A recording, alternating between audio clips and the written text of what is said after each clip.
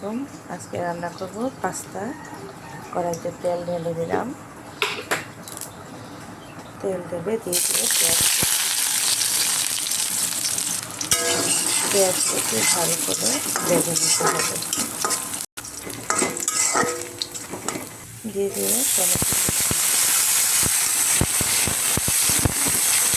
এখন দিয়ে দেবো মটরশুঁটি।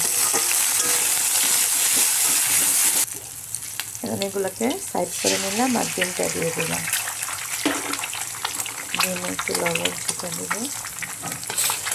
ডিমটাকে ভালো করে ভেজে নেব।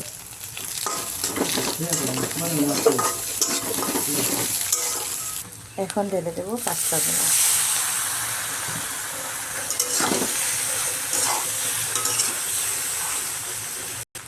এখন দিয়ে দেবো ম্যাগি মশলা।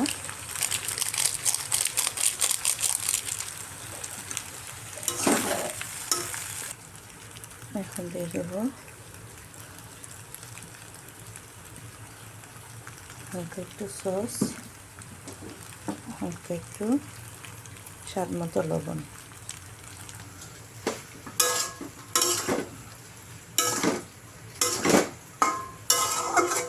এখন দিয়ে দেবো কাঁচামরিচ।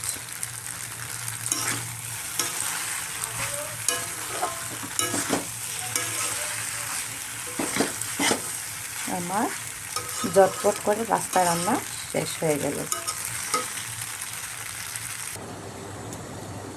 চারজনে দিয়ে দিলাম। ভালো করে পানি সেদ্ধ হয়ে যাওয়ার পর দিয়ে দেবো চিনি। চিনি ভালো করে চিনি আর পানি ফুটে আসার পর দিয়ে দেবো চাপাতি। আমি চাপাতি দিয়ে বরাবরই ঢেকে দিই। এখন বন্ধ করে দেব চুলা। আর এই দিক দিয়ে রেডি হয়ে গেল আমার পাস্তা। এখন ছেলের জন্য রেডি করে নিলাম, ছেলে খাবে।